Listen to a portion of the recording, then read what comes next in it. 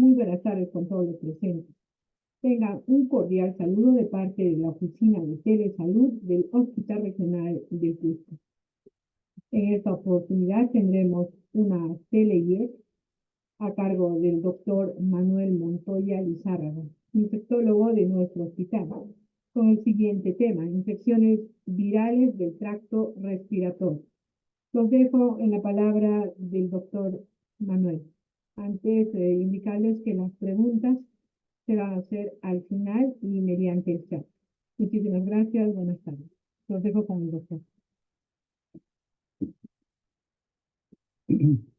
Buenas tardes, y siguiendo con las actividades que está desarrollando el Departamento de Especialidades de Medicina del Hospital Regional de Cusco.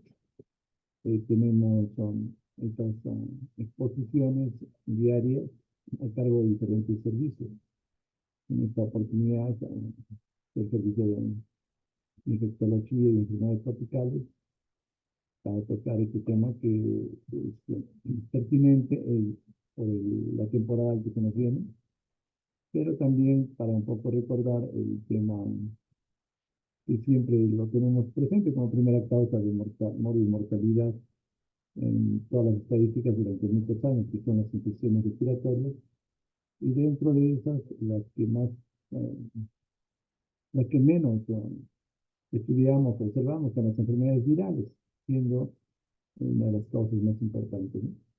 Es un poco recordar, tenemos 30 minutos, y como nos indican acá en Telesalud, para poder exponer.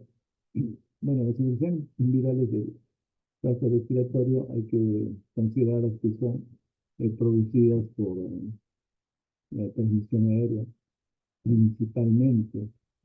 Y, y esto es también ha sido bien comprobado, bien esclarecido y también delimitado en lo que es las infecciones por COVID que pasamos.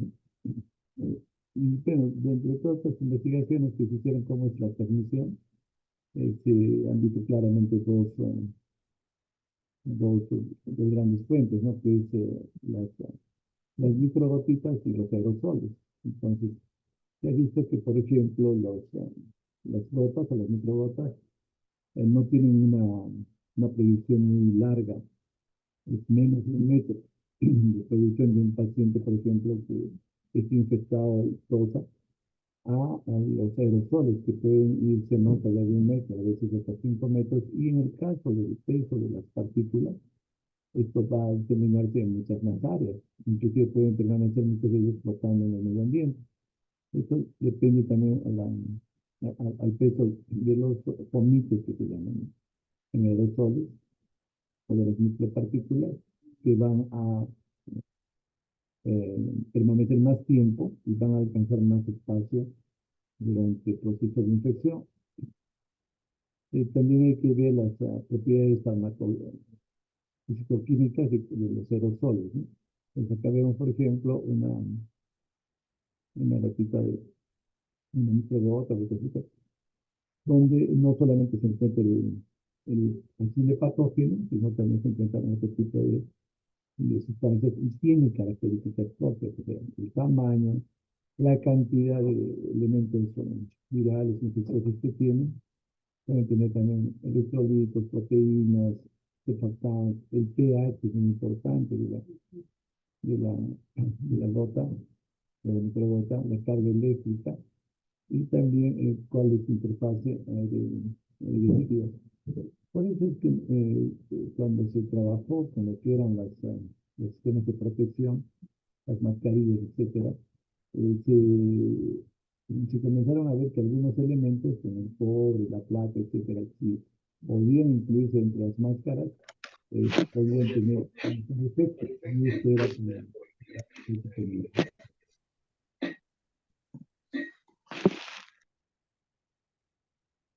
Acá también es interesante este gráfico porque nos muestra cuánto tiempo puede permanecer de acuerdo al tamaño de la micropartícula en el aire, ¿no? Puede permanecer inclusive hasta 12 horas dependiendo del peso. Bueno, dentro de la cuestión de los agentes virales, vamos a tener dos grupos importantes, los virus ARN, ¿sí? Que son una gran cantidad de los agentes respiratorios, y dentro de estos están, por ejemplo, los virus de la influenza, ¿sí? El virus respiratorio, el parainfluenza, los rinovirus, coronavirus y los metanovirus. Entonces son los más frecuentes, bueno, porque también tienen relativamente una dimensión menor que los ADN virus. En los ADN virus, los que nos van a interesar son, por ejemplo, los adenovirus, los bocavirus, que también pueden comportarse como agentes oportunistas en pacientes inmunodeprimidos. Este, este es un ejemplo.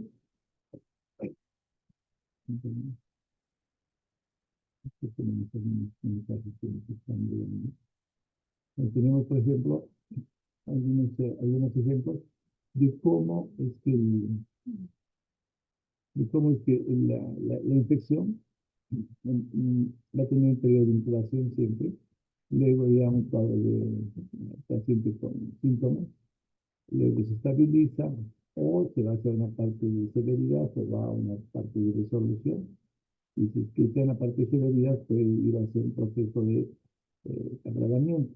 Y todo esto va a depender de un sistema muy interesante que ya lo hemos visto en COVID, pero también, bueno, las características, pero también se repite en otras infecciones virales, ¿no? Una de las cosas que ahora, por ejemplo, nos interesa, que queríamos hablar de este tema, es la estacionalidad, ¿no? Entonces, nosotros estamos entrando en la época del invierno, del frío intenso, y vamos a ver que ya a inicios del invierno tenemos un mayor frío, pero también hay algunos factores que hacen que esta baja temperatura nos, nos ponga más susceptible para infecciones respiratorias, ¿no?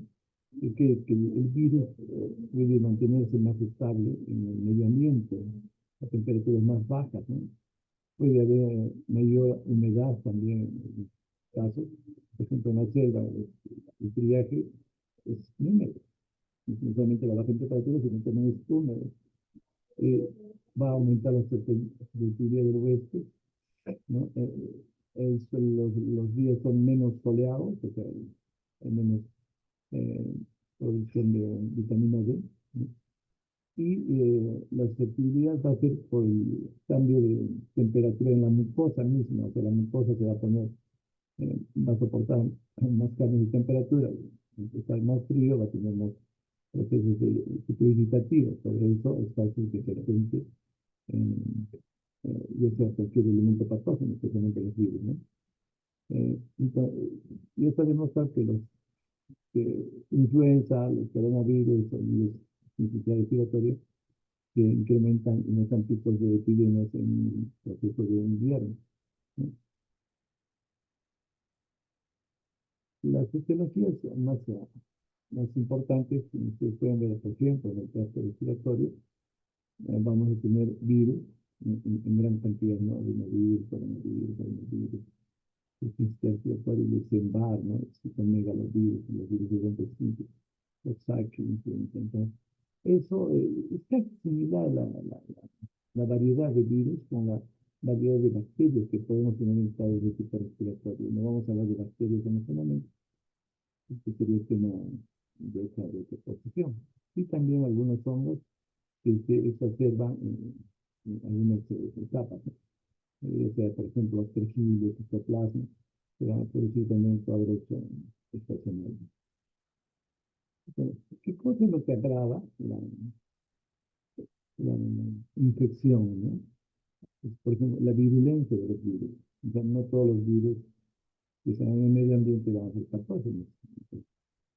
pueden ser algunos que ven cuadros clínicos o que simplemente que no ven ningún tipo de cuadro, pero es la virulencia lo que nos va a implicar el problema, es la capacidad de producir enfermedad.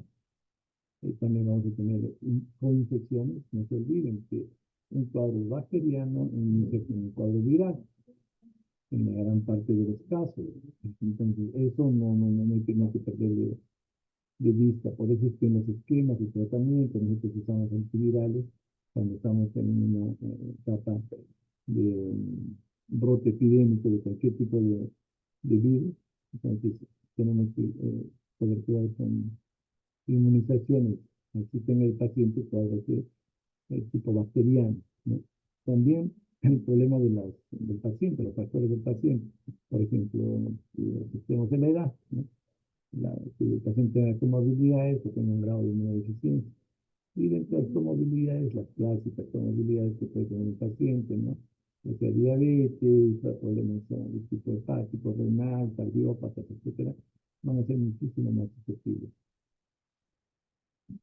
Los síntomas de una neumonía viral son más graves, no son tan súbitos como los virus bacterianos, ¿no?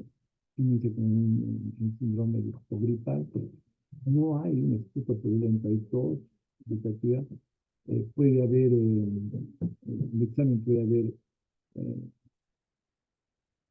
síntomas, o sea, rales, que sean húmedos y sean secos, en ambos campos pulmonares. Y nuevamente cuando tenemos un problema de tipo bacteriano, se va a focalizar ya sea en un lóbulo o ya sea en un segmento, ¿no?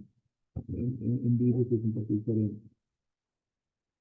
Acá tenemos, por ejemplo, de acuerdo al nivel, sea por vía, a nivel de vías respiratorias altas o de vías respiratorias bajas, cuáles son los virus que con mayor frecuencia los vemos, ¿no sé, que en la parte superior que nos produce faringitis o traqueitis, ¿no? También se tiene a los rinovirus, a los coronavirus, adenovirus, los parainfluenza, los metarnovirus y los de influenza, ¿no? Y ya en el tracto respiratorio un poco más bajo para influenza y influenza, ¿no? Y ya en los que van a producir bronquitis, que son influenza. Ya en la parte de neumonía vamos a tener principalmente, ¿no? Al virus respiratorio, pero acá tenemos el grupo de influenza y del SARS-CoV-2, el COVID, ahora está sumado a todo esto. Entonces, y esto es importante porque muchos de estos virus tienen un tipo de patrón que se autolimitan y manejan básicamente va a ser de tipo sintomático. Y es lo que sucede, por ejemplo, con los cuadros virales de los niños. El, este tema de,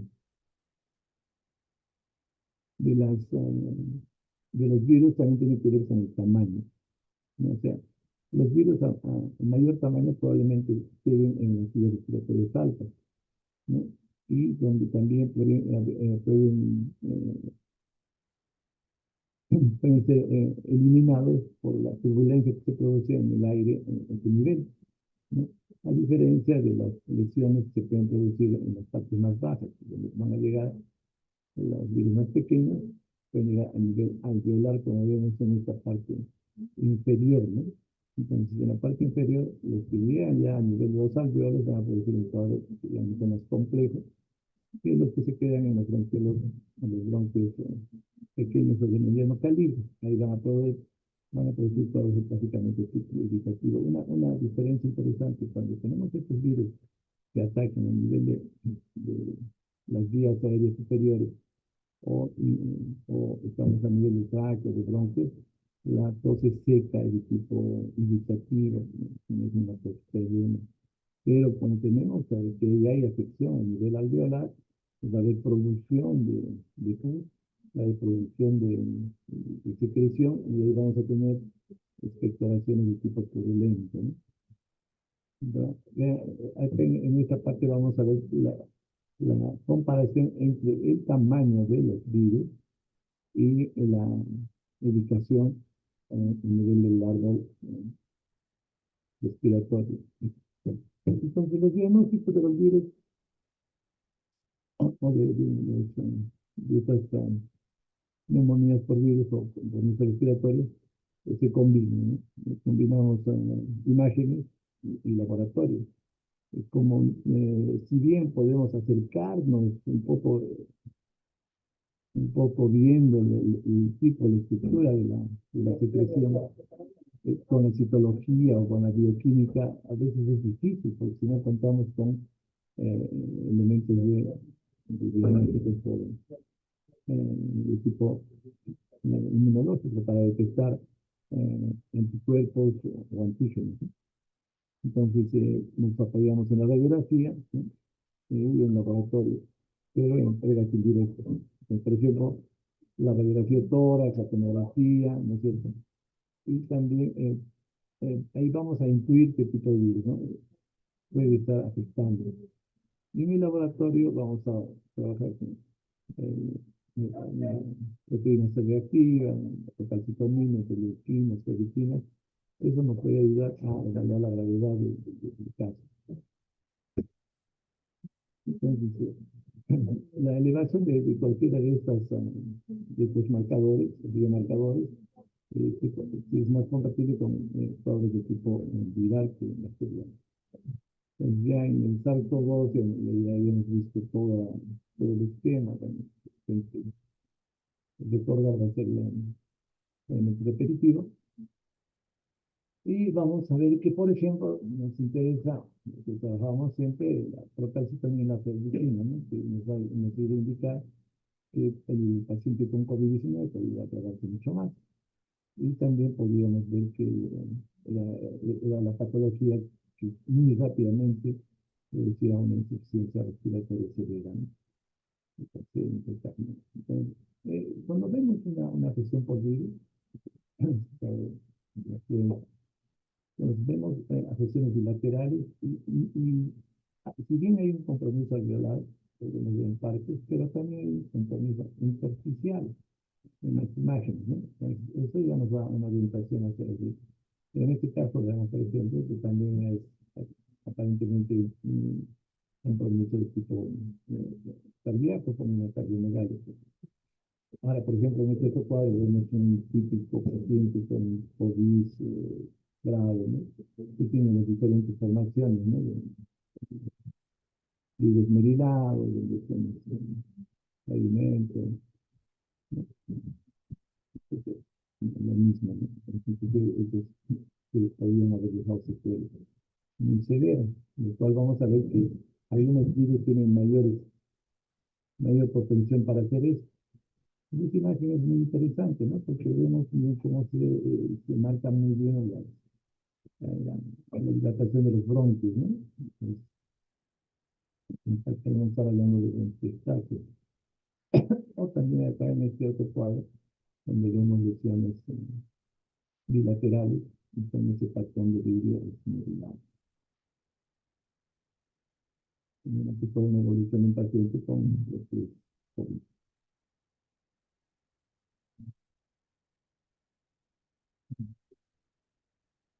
Pues, dentro de los virus, en los ARN tenemos a los ortomicevirus, y dentro de ellos el más importante es influenza. Influenza la que dicen el más importante porque es el que tiene una capacidad de inestabilidad muy grande, diferente a los que son los coronavirus. Eh, porque, y es tan importante su situación que durante muchos años tenemos que estar viendo que no haya un salto entre las especies, o sea, que un animal que tiene influenza se adapte, se acople con genomas de otros virus y salte al humano. Es lo que pasó con la gripe española, con el H1N1, ¿se acuerdan? Que produjo una mortalidad muy alta, ¿no? En un tiempo un poco más largado, que el coronavirus produce una gran mortalidad, pero en un tiempo corto, por eso fue una pandemia muy grave, muy severa, ¿no?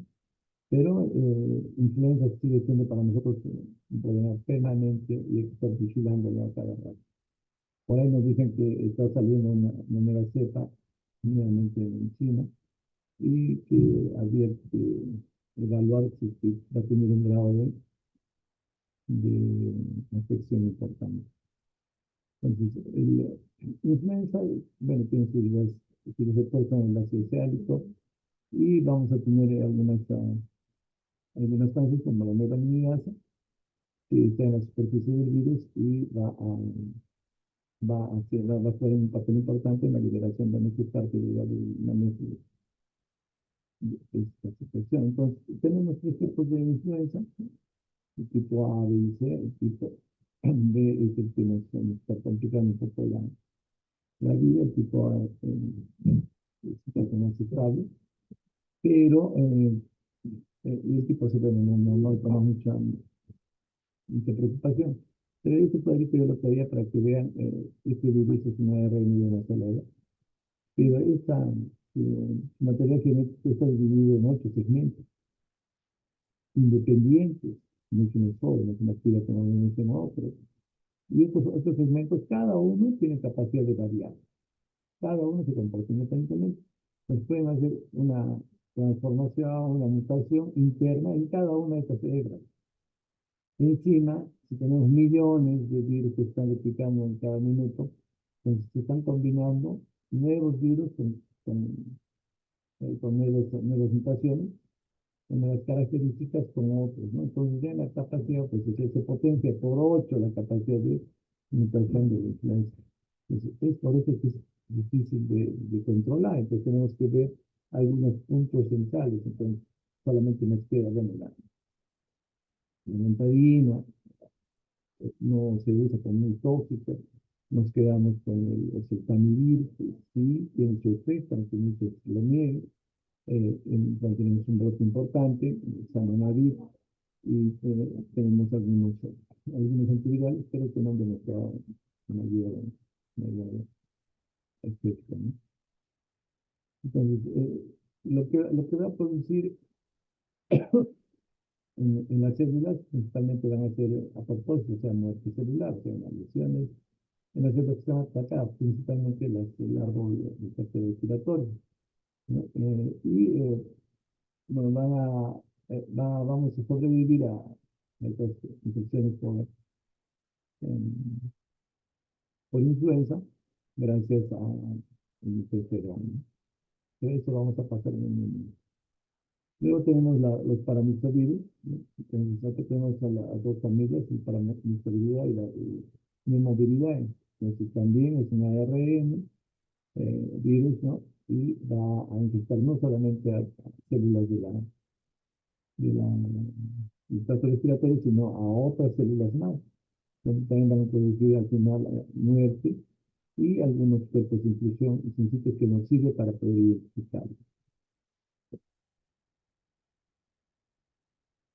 Ahora tenemos los coronavirus. Bueno, los coronavirus siempre están considerados como parte de los virus respiratorios que potencialmente podrían producir algún estado severo, pero nosotros hemos visto acá pues que pues, una de las epidemias más importantes, ¿no?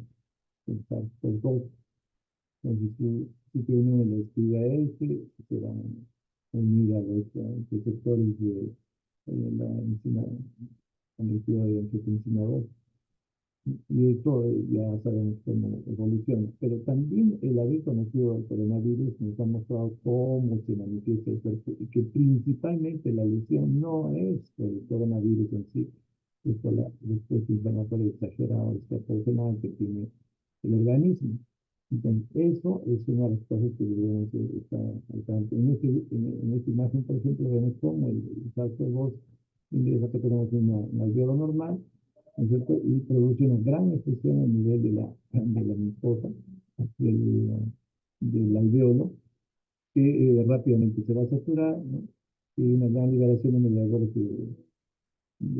inflamatorios, no solamente a nivel del alveolo, sino también en el otro órgano más importante que tenemos, que es el endotelio. Y en el endotelio se produce todo un cuadro de vasculitis y también de microcoágulos, ¿no? Entonces, por la acumulación de plaquetas, etc. Entonces, acá se complicaba mucho en este caso. No era solamente respiratorio, no era solamente lesión pulmonar, sino era una lesión sistémica. porque los receptores estaban en todo el cuerpo, y esto era una viremia principalmente. Y bien entraba por la vía respiratoria, pero estaba en todo el endotelio. Por eso que tenemos problemas, por ejemplo, acá a nivel vascular, ¿no? Porque tiene múltiples trombosis. Y si tenemos, hablamos de nivel vascular, estamos hablando de todos los órganos también, pues, por eso se habla de problema cerebral, las secuelas en diferentes órganos, etcétera, ¿no?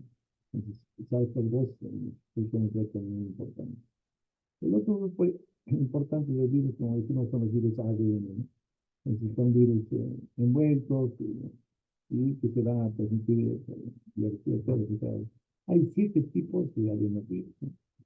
Más de 50 genotipos y 70 genotipos. Imagínense la cantidad de virus a los que estamos expuestos. Entonces, estos adenovirus van a ser principalmente encapsulados, que pueden tener doble cadena. Eh, las características de los adenovirus pues, es específico para cada especie. O sea, los adenovirus que les da los polios en el sistema de nosotros, vamos a decir que hay una situación importante, ¿no? Vamos a tener que el adenovirus penetre en las células de la célula huésped y hasta ahí empieza su replicación. Y tenemos como resultado enfermedades nucleotizantes y inhibición y las células que están infectadas van a ir hacia la luz, ¿no? Pero los adenovirus, si son manejados en ingeniería genética, nos sirven como buenos elementos. O sea, si tenemos la Escherichia coli, por ejemplo, en las bacterias, pues, son los elementos que se puede hacer manipulación genética, ya sea para hacer las vacunas, alimentos, una serie de situaciones que han aliviado un montón de la problemática de salud, del hambre, de la industria, etcétera. Igual son los adenovirus, ¿no? Ustedes recuerdan que en las vacunas para la influenza, especialmente sobre la de Sputnik, ¿no? Que venía de Rusia, nos hablaban de un tipo que tenía, que eran pedazos de genoma de tratados del coronavirus dentro de un adenovirus, que servía como vehículo. Entonces, nos sirven para todas esas cuestiones, los adenovirus, ¿no? Que usan como vectores. Y y pueden infectar una serie de células y producir una buena respuesta inmunológica. Entonces, también tiene otro grupo importante de los virus, que casi ocupan el 30-40% de los virus en general, son la familia de los herpesvirus, ¿no? Y muchos de ellos van a producir cuadros neumónicos, ¿no?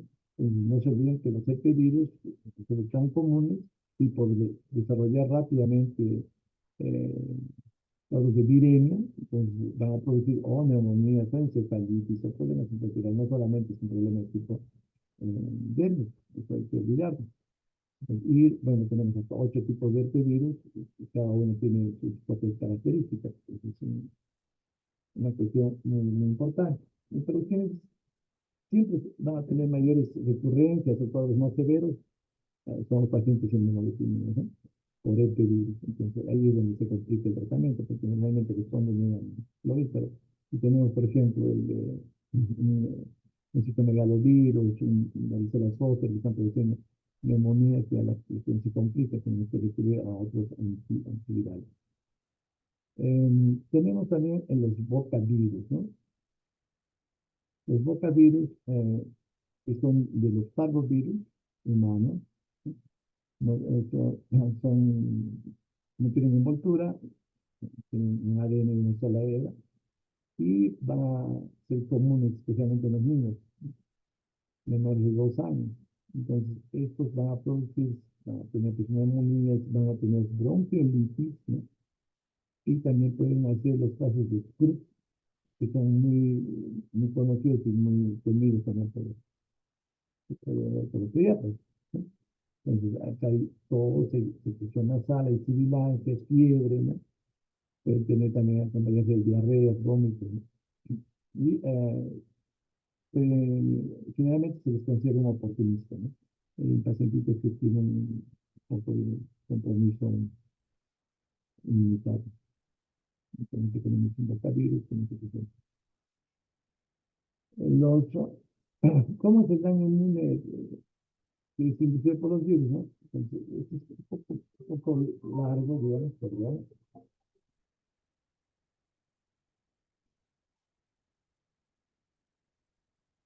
Entonces, tiene,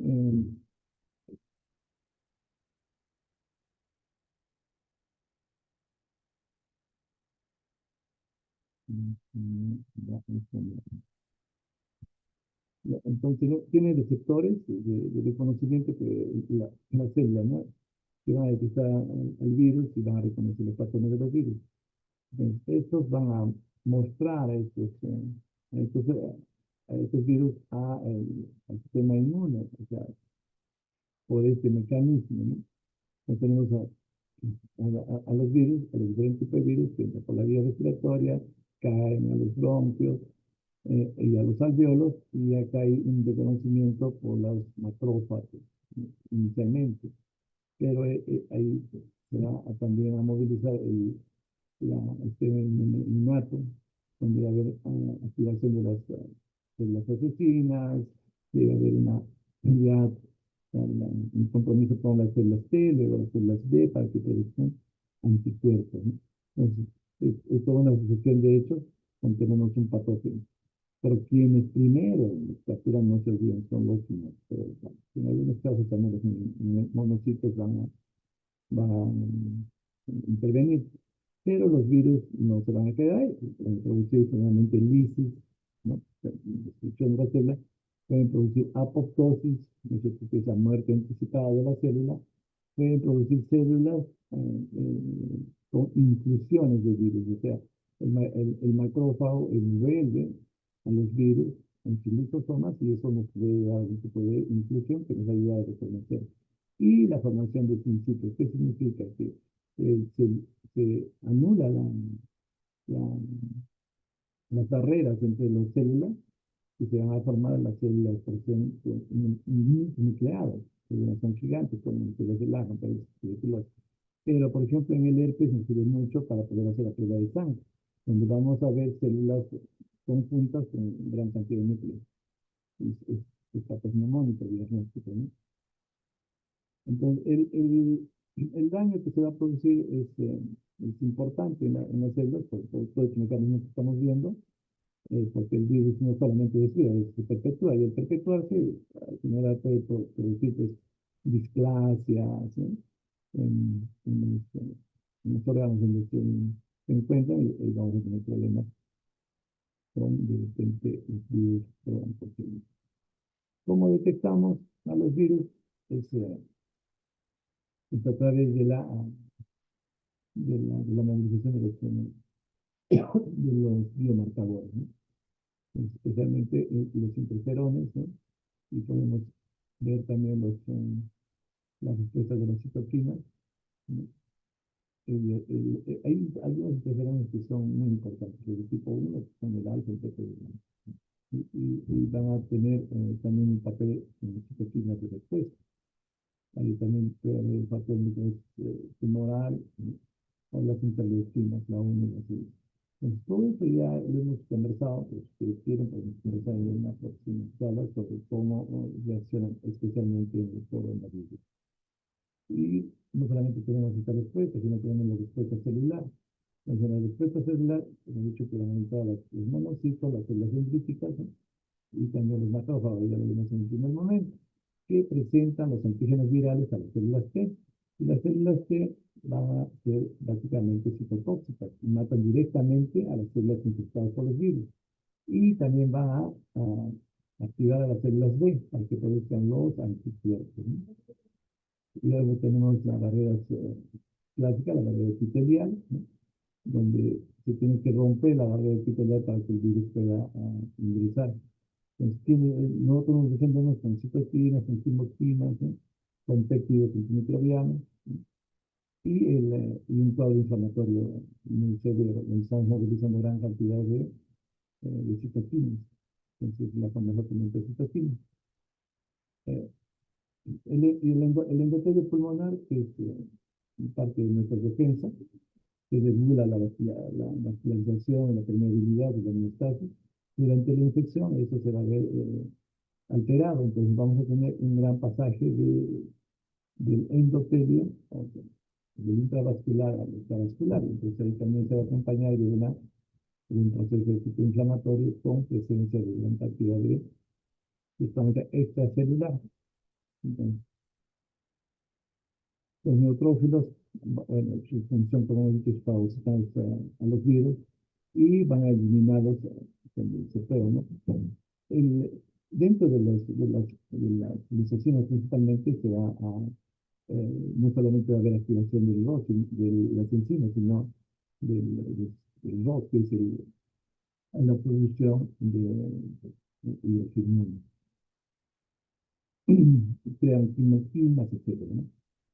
Y las células dendríticas en los pulmones, que también son niveles de defensa, van a ser el CD73, el C1, tipo 1, tipo 2, etcétera. Entonces, al final de todo este proceso, pues, es largo que explicar en tan corto tiempo, lo que nos interesa es de que la diferenciación de nuestras defensas no se vayan hacia el pH2, porque el pH2 nos va a llegar a cuadros mucho más graves, porque hay mayor movilización de citoquinas, mayor respuesta inflamatoria, la que el pH1 va a mantener un nivel de producción más o menos controlado. Entonces, cuando tenemos una exacerbación y dicen todas la patología es infecciosa acá. Entonces, si el pH2 se activa, vamos a tener cuadros mucho más severos. Eh,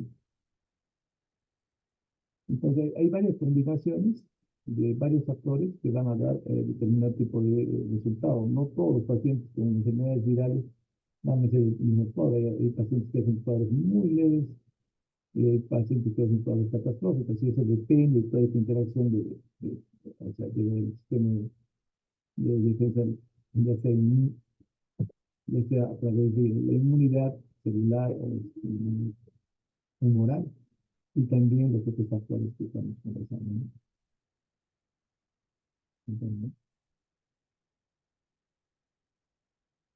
Entonces, localmente citoquinas ya conversamos, el sistema, los neutrófilos. En algunos casos, el efecto puede incluir también las especies citoquinas, ¿no? Los hombres tienen a tener niveles más altos de citoquinas de las infecciones virales respiratorias, por eso pueden ser mucho más severos que en el caso de las mujeres. También, hemos hablado en el caso del coronavirus, no solamente se va a afectar el tejido pulmonar, sino también a nivel sistémico.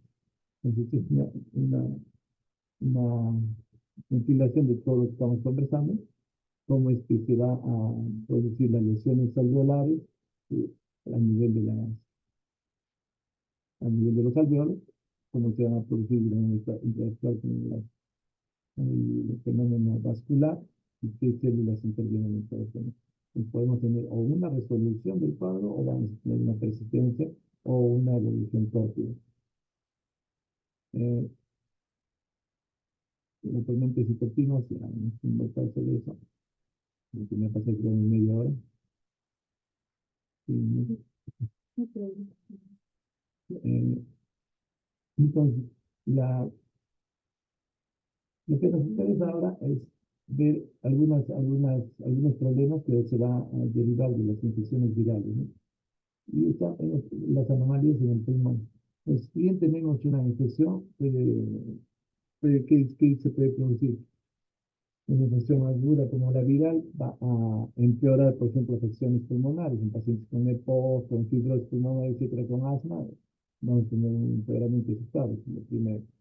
Pero también los virus favorecen la fibrosis pulmonar. Una cosa muy interesante, si bien no ha sido tan severo en el coronavirus de fibrosis pulmonar, sí se menciona en la literatura, pero en donde sí tenemos buena cantidad de fibrosis pulmonares en las infecciones por influenza, pero claro, muy severo de influenza, dejan casi un 30% de pacientes fibrosis.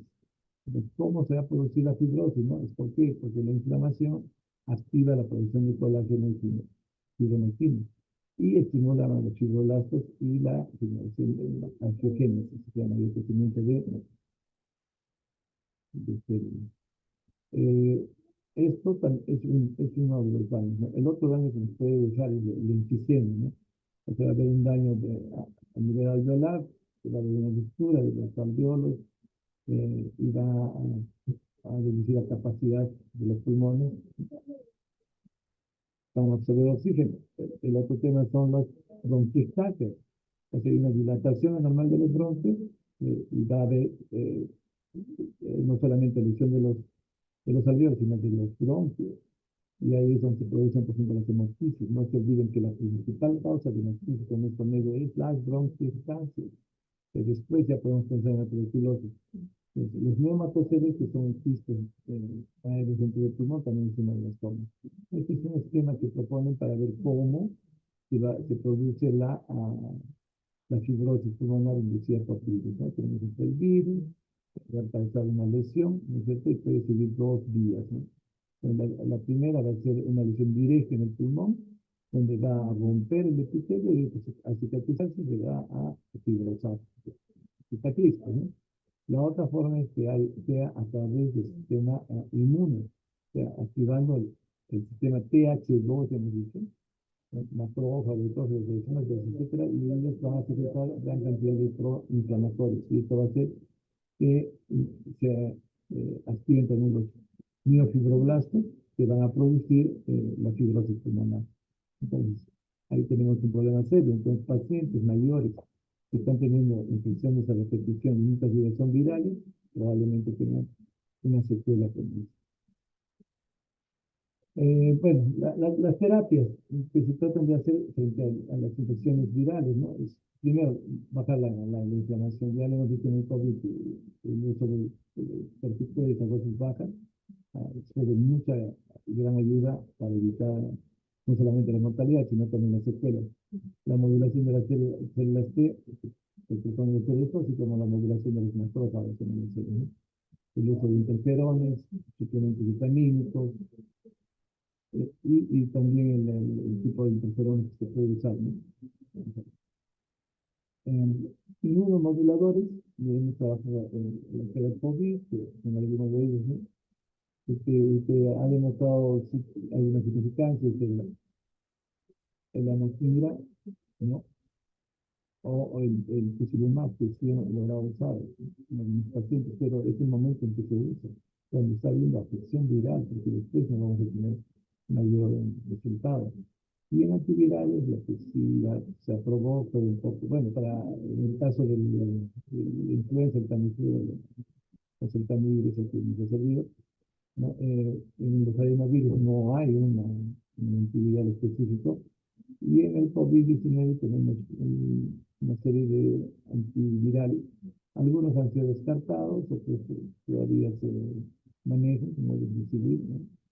Lo que no es el coronavirus. Acá, por ejemplo, hay las manifestaciones clínicas de acuerdo al tipo de virus que se van a producir en adultos mayores, ¿no? O sea, fiebre, dolor de cabeza, congestión nasal, disney, sibilancia, tos, presencia de esputo, dolor de garganta, mialgia, fatiga, ronquera, dolor de pecho, ¿no? Entonces, nos van a ver en diferentes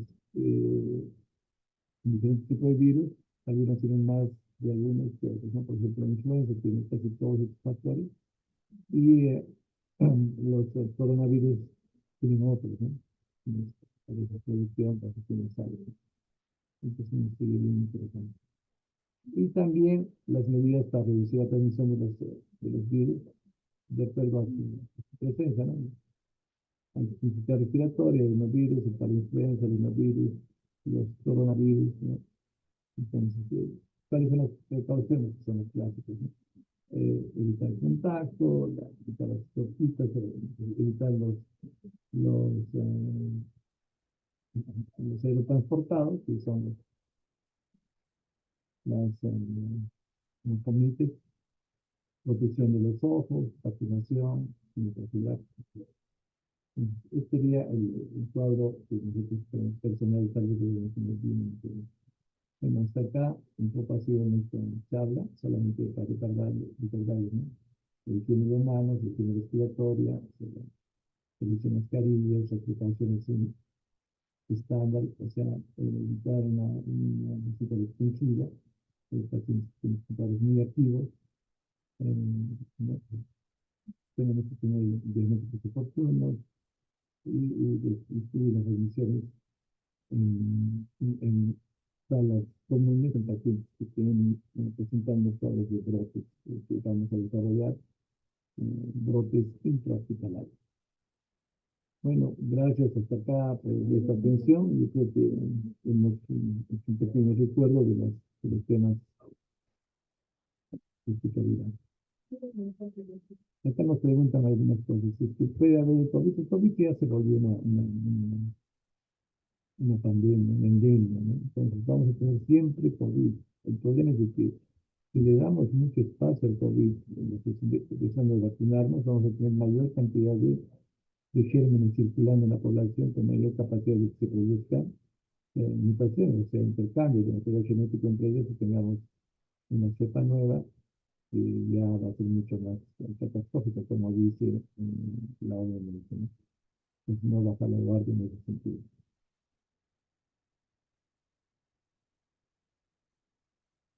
¿Qué se debe hacer si te diagnostica neumonía y estás en casa? No, hay que ver qué clase de neumonía es esto. O sea, si es neumonía, tiene que ser por un centro de salud, porque hay que ver qué está pasando. Con el COVID no se me hizo muy mal experiencia. Pensábamos que solamente era un problema respiratorio que se autolimitaba y sin embargo hemos terminado viendo que muchas personas llegan en situaciones muy críticas en cuestión de horas, ¿no? Bueno, yo creo que, muchas gracias por la atención.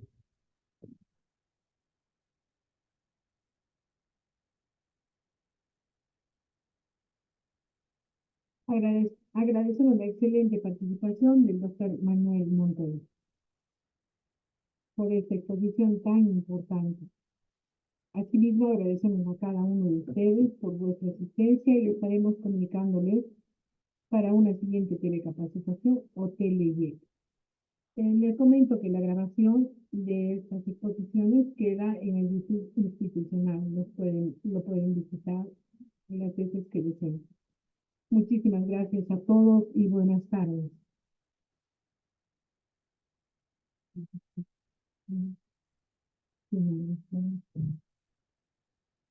Sí,